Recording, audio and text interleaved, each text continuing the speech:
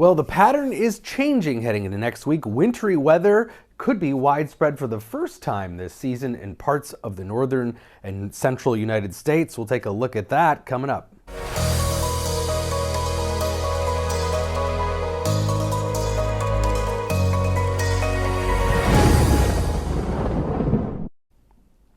So we've been dominated by this pattern for several days, even weeks now, of this upper level ridge in the west and a northwest flow that's been bringing fairly minor systems to the central U.S. that have evolved into some somewhat bigger precipitation makers in the east, but haven't really seen any of those wintry systems that we typically see at this point for parts of some of the northern states. But that upper level ridge is going to be really beaten down here. We've got a series of systems in the Pacific that one after another are going to erode that ridge pattern, and that will lead to some stormier weather heading into next week. So watch the ridge just kind of get pushed east and flattened as a couple of different upper level systems move through the atmosphere. These are piles of cold air aloft that really knocks down that upper level ridge, that warmth that's been kind of just stuck in the west, and will energize the jet stream too as we're getting more and more cold air developing. The Arctic, of course, getting pretty dark at this point in the season, and we're gonna have that southwest to northeast orientation, which is a stormy setup for much of the central United States, and we're looking at below normal temperatures. So the stage will be set next week, below normal temperatures in the north, warmer than normal conditions in the east. In between, we get the storminess. Now, where that stormy weather sets up, still a question mark, and where it will lead to potentially some snowfall. But Climate Prediction Center really kind of honing in on the northern plains here for below normal temperatures next week, so some pretty chilly weather.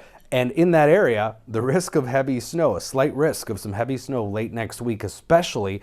Now, how far east does that make it or not? It, again, depends upon the extent of that cold air.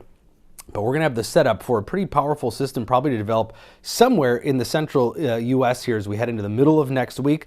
Snow potentially on the cold side of it, rain ahead of it, and then that could be turning to snow.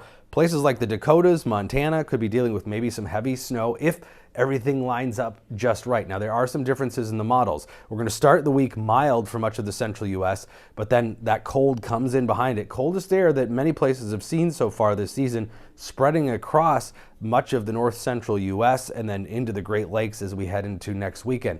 There's some big differences though, and they matter because the European model, one of our more reliable models, look at the difference for next Saturday. This is October 28th. 60s in places like Minnesota still, but the American and Canadian models have us in the 30s and 40s across the upper Midwest. So some big question marks as to the extent of that cold.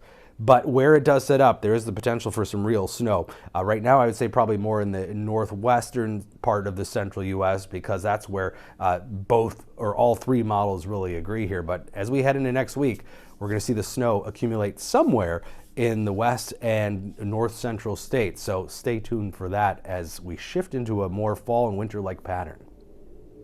Follow us on social media and make sure you subscribe to our YouTube channel so you're alerted to the next chance of extreme weather in the U.S.